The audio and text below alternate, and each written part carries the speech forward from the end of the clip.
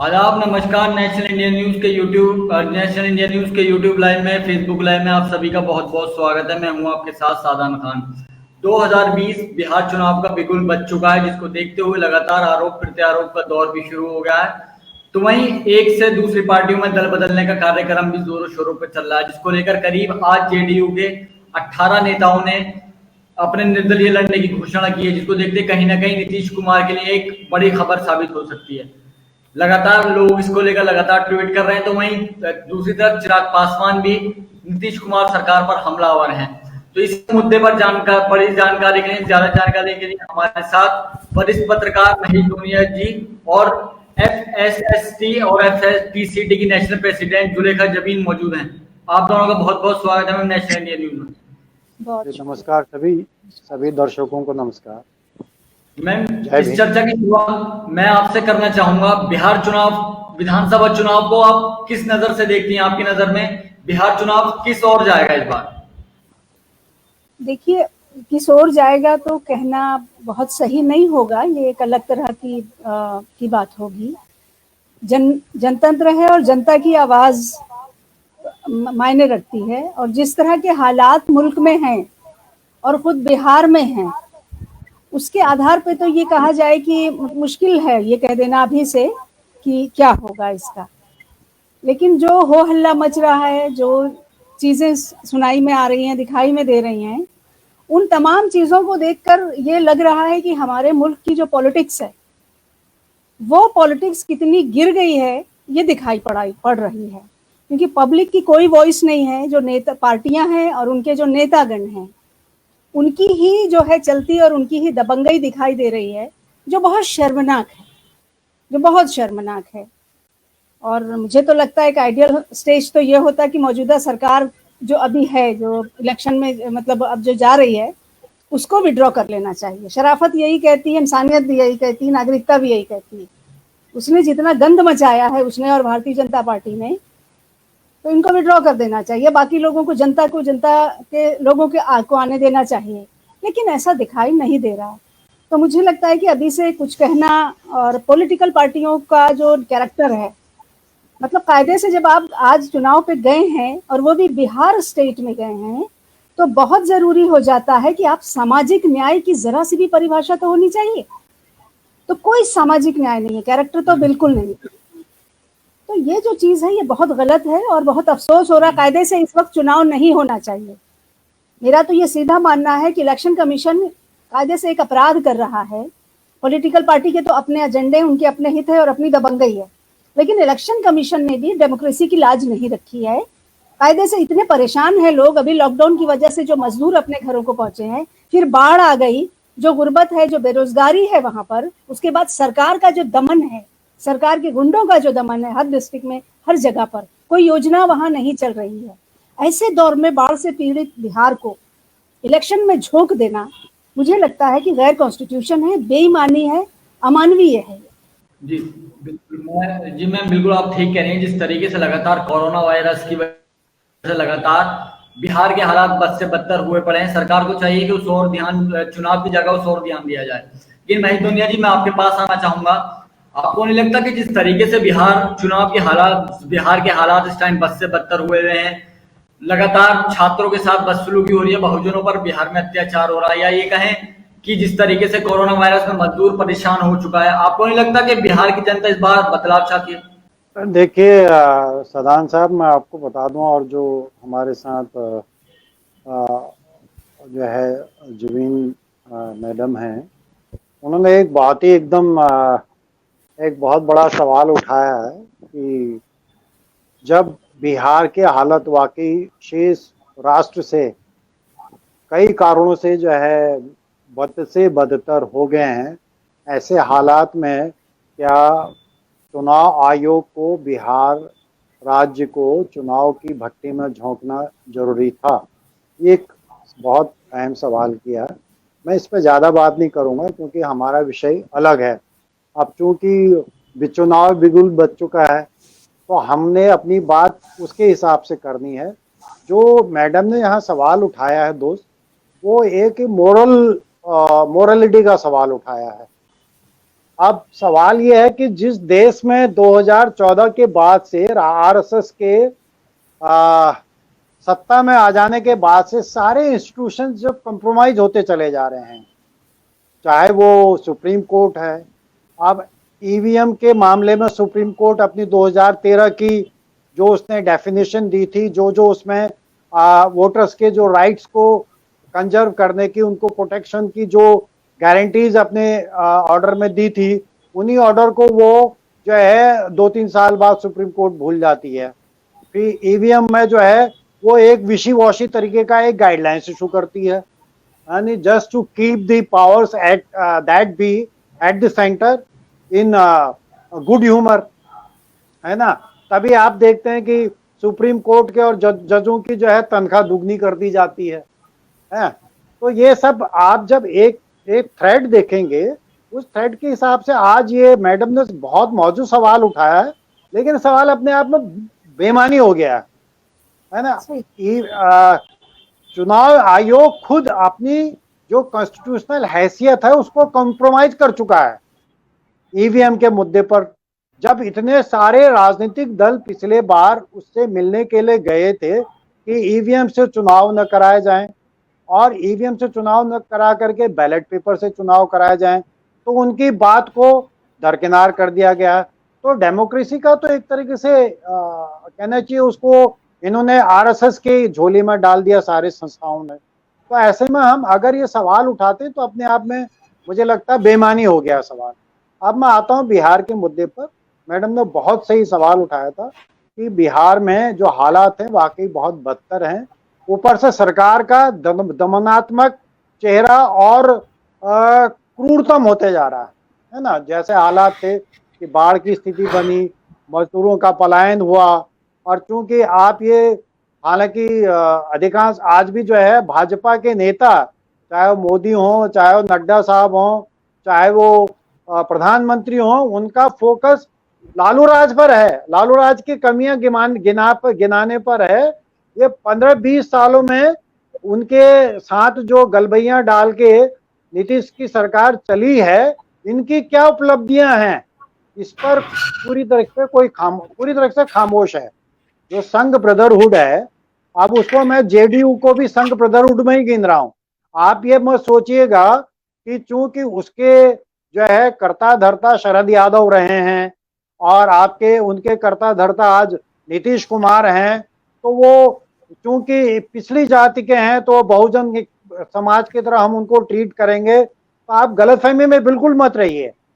ये बहुत ही निरंकुश, बहुत ही हिंदुत्ववादी और बहुत ही अवसरवादी रहे हैं। ये बहुजन के नाम पर कलंक है मेरी दृष्टि में, चाहे वो शरद यादव हो, चाहे वो जीतन राम मांझी हो, चाहे वो आपके नीतीश कुमार हो, सबसे। और मैं इस आज की हालात के लिए मैं लालू यादव को भी बहुत अधिक दोषी मानता हूं, क्योंकि वो खुले मन से कहते थे कि हमसे बड़ा हिंदू कौन है। तो आज आरएसएस की सरकार ने उनको बता दिया कि हिंदू हो तो तुम्हारी हैसियत क्या है, तभी तुम जेल में पड़े रहो, है ना। जमानत पर जमानत जब मिल रही है, लेकिन जेल से उनको रिहाई नहीं मिल रही है। आप समझिए इस बात को ना। जब आप तो इस धोखे में मत रहिए कि कोई पिछड़ा नेता है, कुर्मी नेता है, या मैं कहूंगा हिंदू हरिजन नेता है ना। दलित भी नहीं कहूंगा, क्योंकि दलित आप नेता की बात करते हैं, वो एक दलित एक चेतना, राजनीतिक सामाजिक सांस्कृतिक चेतना की बात करते हैं। तो जीतन राम मांझी या उनके साथ साथ के जो इस तरह के लोग हैं जो कॉम्प्रोमाइज कर रहे हैं 2-4 सीट लेके, जो सत्ता में भागीदारी करना चाहते हैं, उनको आप किसी भी तरीके से न दलित मानिए न वो पिछड़ा मानिए, उनको अवसरवादी मानिए, और वो पूरी तरह से धुर हिंदुत्ववादी हैं। ये बात आप मान के चलिए, तब हम इस विश्लेषण को सही ढंग से आगे ले जा पाएंगे। जी अब आप बताइए। बिल्कुल सर, लेकिन सर मैं आगे इस बहस को थोड़ा आगे लेके जाना चाहता हूँ। मैं जानना चाहता हूँ कि सर जिस तरीके से नीतीश कुमार ने आज निश्चय 2 का अपना ऐलान किया है, तो आपको नहीं लगता कि कई लोग भी इस पर लगातार आरोप लगा रहे हैं? उनका साफ तौर पर कहना है कि निश्चय 1 की चीजें अभी पूरी नहीं हुई है, ये निश्चय 2 को क्या खाक पूरा करेंगे, ये सिर्फ और सिर्फ एक चुनावी मुद्दा है। नहीं, देखिए बात यह है, अब इनके पास कुछ है नहीं ऐसा ना। आप नीतीश जी के पास कुछ हो 15-16 सालों में इन्होंने क्या दिया वहां के युवाओं को। मैं फिर वह बार बार घूम फिर के उन्हीं मुद्दों पर आता हूं। भाई भले लोगों जो आज नीतीश कुमार से सवाल कर रहे हैं, उन्होंने वो सीरीज तो देखी होगी ना, रवीश कुमार की बेरोजगारी पर, यूनिवर्सिटी के हालात क्या हैं, जो ग्रेजुएशन के लिए जिन्होंने एग्जाम दे रखा वो 5-5 साल में उनको रिजल्ट मिल रहे हैं। आप एक बार जो है एग्जाम दीजिए, नौकरी के लिए एग्जाम दीजिए, 3-3 4-4 साल हो गए हैं, अभी तक रिजल्ट नहीं आए हैं। तो ये अब चूंकि इनके पास उपलब्धि गिनाने के लिए कुछ नहीं है, और सबसे बड़ी बात ये है कि ये जिस तरीके से केंद्र में या यूपी में या भाजपा की भी जितनी सरकारें चलनी, चाहे केंद्र में राज्य में है, इनका सबसे बड़ा एक कहना चाहिए कि एक कैरेक्टर है। वो कैरेक्टर है कि ये हर चीज को ये मीडिया मैनेजमेंट से हैंडल करना चाहते हैं। चाहे वो आपका ये मजदूरों का पलायन हो, चाहे वो कोरोना हो, चाहे वो आर्थिक स्थिति हो, सब ये मीडिया मैनेजमेंट से उसको मैनेज करने की कोशिश करते हैं। वही मीडिया मैनेज करके नीतीश की एक छवि बना दी गई कि ये क्या बोलते हैं, विकास पुरुष की, बिहार विकास पुरुष की नीति वो छवि बना दी गई। 15 साल बहुत होते हैं। अगर आप लालू यादव जी के शासनकाल को देखें तो उन पर बहुत लांछन लगाए गए, बहुत, और मुझे भी उनसे बहुत शिकायत है क्योंकि ये गरीब गुरबा परिवार के थे, और जिस तरीके से वो उभर के आए थे अनचैलेंज तरीके से, अगर वो 15 साल उन्होंने सही ढंग से काम किया होता तो बिहार की तस्वीर बदल दी जाती। बिहार की तस्वीर जो है, आज बिहार जो है सबसे ज्यादा एक्सपोर्टर है लेबर का, ह्यूमन लेबर का सबसे बड़ा एक्सपोर्टर है वो, मध्य प्रदेश के बाद। आप कहीं भी देख लीजिए, पंजाब देख लीजिए, मेरे उत्तराखंड में मेरा गांव एक तरह से रिमोट में है, आपके यहाँ से 450 किलोमीटर पड़ता है, मेरा रानीखेत से आगे है। वहां इस समय आपको बिहारी मजदूर मिलेंगे। तो नए लालू यादव जी ने कोई ऐसा काम किया कि मजदूर, और वो मजदूरों में है कौन, बेसिकली उसमें दलित है, पिछड़ा है और पासमानदा मुसलमान है। माफ कीजिएगा अगर मैं, हो सकता है कि मैं अतिशयोक्ति कर रहा हूं, लेकिन ये मेरा मोटा मोटा आकलन है। तो आपने न तो लालू, मैं कह रहा हूं ना ओबीसी है, तो ओबीसी मत समझिए कि बहुजनवादी है, ये प्रो डेवलपमेंट है, ठीक है। इनने एक खास किस्म की राजनीति की है, तो उसमें कुछ तो गरीब गुरबों को या दलित, आखिर तरीके से महित दुनिया जी ने कहा या जुलेखा जी ने कहा, कहीं ना कहीं सवाल उठ रहे हैं कि आखिर ये तकनीकी जो चीजें हैं वो निकलकर सामने आ रही है, जो चीजें हमारे निकलकर सामने आ रही है, नीतीश सरकार को खिलाफ कुछ ना कुछ एक्शन जरूर लेना चाहिए। लगातार बहुजनों की बात करें, जिस तरीके से महित दुनिया जी ने कही, ये चीजें अभी भी छुपी हुई हैं, सरकार पर सोचना चाहिए इस पर। जिस तरीके से ये तकनीकी, माफ कीजिएगा, थोड़ा तकनीकी खराबी की वजह से ऐसा हो रहा है। मैं चलते जाने से पहले आपसे एक जाते एक सवाल करना चाहूंगा। जिस तरीके से चिराग पासवान को दरकिनार कर दिया गया है, चिराग पासवान को बिल्कुल अलग कर दिया गया है पार्टी से, तो आपको नहीं लगता कि ये सिर्फ पार्टी जो है सिर्फ और सिर्फ अपने फायदे के लिए दूसरी पार्टी को पार्टी में शामिल कर दिया, फायदा निकल गया तो चिराग पासवान को इन्होंने दरकिनार कर दिया? जो रामविलास पासवान जी रहे हैं, इनसे तो बीजेपी बहुत ज्यादा परेशान हो चुकी थी, लेकिन हिम्मत नहीं थी उनको बाहर करने की। लेकिन ये इनके लिए बिल्ली के भाग से छीका टूटा, और वो बीमार होकर पासवान जी ऐसे वक्त पे दुनिया छोड़कर चले गए। चिराग पासवान को ये इसलिए उभर नेता नहीं मानेंगे और इसलिए इन्होंने बाहर किया हुआ है कि जो यंग ब्लड है, जो फ्रेश ब्लड है, वो कहीं ना कहीं सवाल भी उठाएगा। वो अपने जिस कम्युनिटी से वो आते हैं उनकी दिक्कतों पे बात भी करेगा, मॉब लिंचिंग पे बात करेगा, बेरोजगारी पे बात करेगा, अपमान बात करेगा, उनके कॉन्स्टिट्यूशनल राइट पे बात करेगा। तो ये सब चीजें होंगी। तो इससे पहले कि ये बातें हो इलेक्शन के बाद, वो उन्होंने उनको बाहर किया हुआ है। एक तो ये बात लगती है। दूसरी ये लगती है कि ठीक है भाई, अलग करके चुनाव लड़ते हैं, बाद में तो साथ आ जाएंगे, क्योंकि ईमानदारी जैसी कोई चीज तो पॉलिटिक्स में नहीं है ना। जब सीट आ जाएगी, जब वो हो जाएंगे तो फिर वो उनको शामिल कर लेंगे, जब उनको लगेगा कि भाई अब हमको जरूरत है और हमें सरकार बनानी है। अच्छी खासी बनी हुई सरकार पिछली विधानसभा में महागठबंधन जिस तरह से जीता था, उस महागठबंधन को की जो इन्होंने मट्टी पलीत की है जो नीतीश कुमार ने, मैं उसमें बीजेपी को इसलिए दोषी नहीं मानती कि बीजेपी का कैरेक्टर यही है। उसने जो सारा पैसा उद्योगपतियों से जमा किया है, पूरे देश को निचोड़ के, चोरी करके, डकैती करके इस देश के नागरिकों के जेब में, वो विधायकों को खरीदने और सांसदों को खरीदने के लिए ही किया है। पीएम केयर जो इन्होंने बनाया हुआ है वो उसी चोरी के लिए बनाया है, इसलिए उसको सारे नॉर्म्स से अलग रखा है, हर तरह की जांच से अलग रखा है उसको। तो ये चोर उचक्के डाकुओं लुटेरों की पार्टी है, तो इसलिए इस पर तो बात ही नहीं करना। लेकिन जो राष्ट्र का, बहुजनों का, और जो आपका कहा जाए कि जनता का, समाजवाद की बात करने वाले जो ये समाजवादी हैं, इनका गंदा चरित्र भी पूरी तरह खुल के आ गया है। हालांकि मैं समाजवादी को इसलिए विश्वास पात्र नहीं मानती हूँ कि पूरी दुनिया की हिस्ट्री उठा के हम देख लें तो समाजवादी हमेशा एक्सट्रीमिस्ट की तरफ, हमेशा फांसीवादियों के साथ रहते हैं, और यही इन्होंने भारत में भी किया है। तो वो हिंदू राष्ट्र का सॉफ्ट कॉर्नर समाजवादी पार्टी या समाजवादी आंदोलन है इस देश में।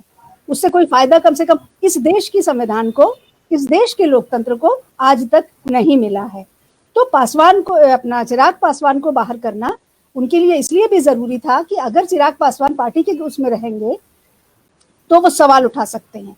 दूसरी बात, वो अपने हिसाब से फैसले ले सकते हैं, क्योंकि वो उनका घर का इलाका है, वो बिहार को और उन इलाकों को बिलोंग करते हैं। तो जाहिर इंसान अपने घर में लगता है उसको कि मुझे पता है मेरे घर की जरूरत क्या है, मेरे लोगों की जरूरत क्या है, क्योंकि राजनीति कोई हवा में तो नहीं होती ना, राजनीति तो लोगों के साथ ही होती है। और अभी चिराग पासवान नए हैं, वो नौजवान है, नया ब्लड है, तो उनके सपने भी होंगे अपने लोगों को, अपनी कम्युनिटी को, अपनी कॉन्स्टिट्यूंसी को का उन्होंने ख्वाब भी देखा होगा। तो बीजेपी में आंख नाक कान मुंह वाले लोग नहीं चाहिए ना, उन्हें तो एक डिक्टेटर चाहिए जो हमारे देश में अभी पीएम बना हुआ है, और बाकी सब उनको दास चाहिए, दासों का राज भी वो इस्तेमाल करना चाहते हैं, गुलाम चाहिए। तो इनकी अपनी जो राजनीतिक वो है, वो ये है कि चिराग का दूर रहना। और मुझे लगता है, मेरी तो गुजारिश है आपके चैनल के जरिए कि चिराग पासवान जी को भारत के संविधान को एक बार इस बीच पढ़ लेना चाहिए, बहुत मोटा मोटी को। उसके बाद उनको अपनी कम्युनिटी के लिए, उसकी अस्मिता के लिए, उसके नागरिक हक के लिए संविधान के दायरे में चाहे जो भी सामने हो उसके खिलाफ हो, क्योंकि देखिए उनके पास बहुत बड़े मुद्दे हैं, वो जीत सकते हैं, ठीक है, और वो चुनौती भी बन सकते हैं, क्योंकि नीतीश कुमार तो चूके हुए कारतूस हैं, उनसे तो कोई बात ही, उनके तो छोड़ दीजिए अब आप उनको। तो मैं वही कह रही हूँ कि इन लोगों को अलग हो जाना चाहिए था। चिराग को सीधी बात करना चाहिए, लोकतांत्रिक बात करना चाहिए, और जो भी सामने हो सारी बातें उनके खिलाफ, उनके साथ जनता को बताना चाहिए, और वो जीतेंगे तो फिर ठीक है, जो भी चीजें होंगी। तो उनको अगर अपना भविष्य सच में बनाना है राजनीति में, तो उनको एक अपनी पहचान बनानी पड़ेगी। और चिराग पासवान को ये पहली बार मौका मिला है उनके वालिद के न रहने के बाद में, लेकिन उनको राजनीति क्योंकि उनके खून में है, तो उन्हें अपने पिताजी से की सीख, अच्छाइयों की सीख लेकर, मौजूदा दौर की बदमाशियों से सीख लेकर, और कॉन्स्टिट्यूशन की जरूरत को और जमीनी हकीकत को समझते हुए उनको अपनी पूरी आन बान से एकदम बाहर आके सीधी बात करना चाहिए, और उनको जनता के हित में काम करने के लिए ये अच्छा है कि उनको मतलब अवसर मिला है, उसे उन्हें चूकना नहीं चाहिए चिराग जी को। जी जी बिल्कुल मैम। और सर आप बहुत बहुत शुक्रिया नेशनल इंडिया न्यूज को महत्वपूर्ण समय देने के लिए और महत्वपूर्ण जानकारी देने के लिए। मैं तो इसमें एक बात कहना चाहूंगा सादान में 2 मिनट के लिए एक बात कहना चाहूंगा, अगर मुझे अलाउ किया जाए। जी जी जी मुझे लगता है इसमें अगर कोई इस समय सही ढंग से अगर कोई लड़ाई लड़ रहा है, जमीन पर उतर के लड़ाई लड़ रहा है, तो वो एकमात्र तेजस्वी यादव हैं। और जिस तरीके से उन्होंने वाकई अपने आप को कंडक्ट किया है इन सारे महीनों में, पूरे एक तरफ से वो अपने पिता के उसके लिए मतलब कि जेल में बंद होने के बावजूद भी पार्टी को चला रहे हैं, सामाजिक मुद्दों पर बोल रहे हैं, और सबसे बड़ी बात है वो सारे मुद्दों पर बात कर रहे हैं, जबकि भाजपा, जदयू और तमाम नेता जो है वो उनके सामने में कोई मुद्दे ही नहीं है। अब भाजपा ने तो जो मुजफ्फरपुर जो बालिका गृह की जो संचालिका थी और जिसने उतने बड़े अनाचार, दुराचार, बलात्कार करवाए, उसको भाजपा ने टिकट दिया है। मैंने तो आप उसके बरक्स हम देखें तो तेजस्वी बहुत ही इस समय मैच्योर होके उभरे हैं।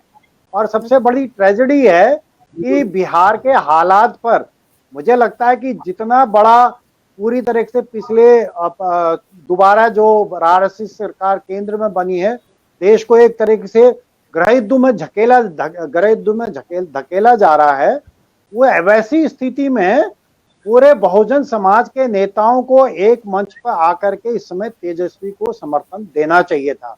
आपकी पॉलिटिकल पार्टी लाइन कुछ भी रहती, आपकी विचारधारा कुछ भी रहती, एक एजेंडा बना के कॉमन मिनिमम प्रोग्राम के तहत आप तेजस्वी यादव को अगर समर्थन देते तो शायद तेजस्वी निष्कंटक रूप से इस लड़ाई को जीता। और मुझे लगता है कि वो जीतेंगे, क्योंकि जिस तरह से हवा बन रही है और वो बेखौफ होके कर रहे हैं। बाढ़ में रहते उनने काम किया है। पिछले 6-7 महीने से मैं उनकी एक्टिविटी देख रहा हूँ, फेसबुक में भी उनके वो आते हैं। तो मुझे लगता है कि जो है वो एक बहुत सही सोच के साथ, बड़े साहस से और बहुत ही कहना चाहिए परिपक्व होकर के उभर रहे हैं। जो ये बीच में जो उनके पिता के जो है जेल में चले जाने के बाद का जो समय हुआ है, वाकई मैं कहता हूँ एक जो कुंदन जो है तब के निखर के बाहर आया है। अब भले आगे वो कुछ भी हो। और जहां पर पासवान की बात कही, चिराग पासवान की बात की, तो मुझे उनसे कुछ ज्यादा उम्मीदें नहीं है, क्योंकि पासवान चिराग किसी भी तरीके से बहुजनवादी नहीं है। हाँ, उनके पिता ने बिहार के कुछ पॉकेट्स में अच्छा काम किया था निस्संदेह, जब वो वाकई एक कहना चाहिए दलित नेता थे जब, और वो कॉम्प्रोमाइज की राजनीति नहीं करी, तो उन्होंने बहुत अच्छे काम किए हैं। और जिसकी वजह से उनकी गुडविल वहां जमीन पर बनी हुई है। तो उसी गुडविल के सहारे अब चिराग पासवान कितना आगे ले जा पाते हैं, वो मैंने कहता हूँ। और दूसरी बात, मैं मैडम की बात से पूरी तरह से सहमत हूँ। चिराग पासवान और आरएसएस की सरकार में एक सहमति हुई है नीतीश कुमार को खत्म करने की, कि इस इलेक्शन में नीतीश कुमार खत्म हो जाएं और चिराग पासवान स्वतंत्र होकर अपने पिता की तो सहानुभूति उनको मिली जाएगी। लेकिन सवाल ये, सहानुभूति के बावजूद भी पासवान जी की पार्टी का इतना बड़ा एक ऑल बिहार, इतना बड़ा वो कहना चाहिए प्रभाव मंडल नहीं रहा है कभी भी। वो ज्यादा सीटें नहीं जीत पाए ना, वो चाहे वो संसद का इलेक्शन हो, चाहे वो आपके विधानसभा का इलेक्शन हो। तो मैं समझता हूँ कि अगर हम इस तरीके से देखेंगे तो एक सही कंक्लूजन मुझे लगता है कि ये सिर्फ नीतीश कुमार जी को उनका कद काटने के लिए और उनकी राजनीति को खत्म करने के लिए ही नीतीश कुमार ये एलजेपी को अलग से इंडिपेंडेंटली लड़ने का मौका दिया गया है और सपोर्ट भी दिया जा रहा है। और मजे की बात है, एलजेपी भाजपा के अगेंस्ट कैंडिडेट खड़ा नहीं कर रही है, और भाजपा जेडीयू के अगेंस्ट कैंडिडेट खड़ी कर रही है। तभी इस बीच में थोड़ा सा कोर्स करेक्शन करके चिराग पासवान के जो है नड्डा और नेताओं ने जो है बुराई, उनको जरा कहा है कि भाई सही ढंग से काम करो, हमारा ये जो अलायंस है वो अलायंस जो है अटूट है जदयू के साथ, और नीतीश कुमार ही हमारे नेता रहेंगे। तो ये सब विषयवासी है और वो बेवकूफ बनाने की बात है। और सबसे बड़ी बात यह है कि तेजस्वी ले जा रहे हैं मुद्दे पर, ये मुद्दों से भटका रहे हैं। तो जो है 15 साल के लालू राज की बात कर रहे हैं, उनके खामियां गिना रहे हैं। इसका मतलब इनके पास अपने कोई उपलब्धियां गिनाने के लिए कुछ नहीं है जमीन पर। अब देखते हैं आगे का समर क्या लेता है, क्योंकि जो है बेसिकली तो तय तो जनता ही करेगी।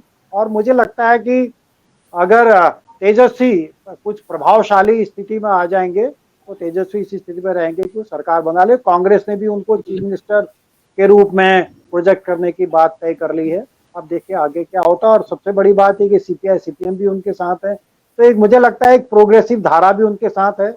और सबसे बड़ी ट्रेजेडी है कि और बहुजनवादी नेता जो अपने आप को अम्बेडकर का नाम लेते हैं, वो लेते हैं, भले ही तेजस्वी में कितनी खामियां हों, लेकिन इस समय अगर तेजस्वी का साथ देते, कम से कम आप अपनी विचारधारा का एहसास कराते उनको। आप बहुजन, क्योंकि उस बच्चे ने वो उस पाठशाला में कभी नहीं गया जिस पाठशाला में आप गए हैं। उसने कभी अम्बेडकरवाद नहीं पढ़ा है।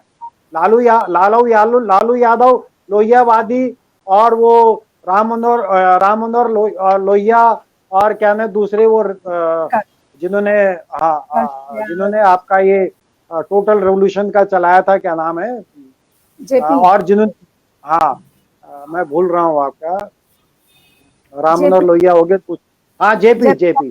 तो इन दोनों समाज, आपने बिल्कुल सही पकड़ा था मैडम, ये इन्होंने ये जहां जहां समाजवादी जिंदा रहे, ताकतवर रहे, उन्होंने फांसीवादी ताकतों के साथ समझौते किए, नैतिक अनैतिक समझौते किए और उनको आगे बढ़ने का किया है। लोहिया हमारे पिथौरागढ़ में जाकर के दलितों को जो है जनेऊ पहना के आए थे, आपको मालूम है। तो इनका चरित्र आप नहीं समग्रता में देखिए तो पूरी तरह से हिंदुत्ववादी रहे, जनसंघ को ताकत देने में आपकी इनकी रही है। तो चलिए, अब बहुत बात हो गई है, धन्यवाद आपका। हमारे जो हैं दर्शक हैं, आशा है कि उनको हमारी बातें ठीक लगी होंगी और तथ्यात्मक लगी होंगी। सर, जिस तरीके से आप दोनों ने बात रखी, नेशनल न्यूज पूरा तरीके से आपका धन्यवाद करता है। अब देखने वाली बात ये होगी, जिस तरीके आपने कहा कि तेजस्वी यादव वाकई में निखर कर सामने आ रहे हैं और अपनी बात बढ़ चढ़ कर सामने रख रहे हैं। कहीं ना कहीं वो नीतीश कुमार की तरफ पीठ पीछे या छुपी छुप को काम को अंजाम नहीं दे रहे। अब देखने वाली बात ये होगी कि जनता का मूड का बदलाव बनता है, जनता किस ओर अब नया सीएम या फिर बिहार की सत्ता पर कौन काबिज हो पाता है।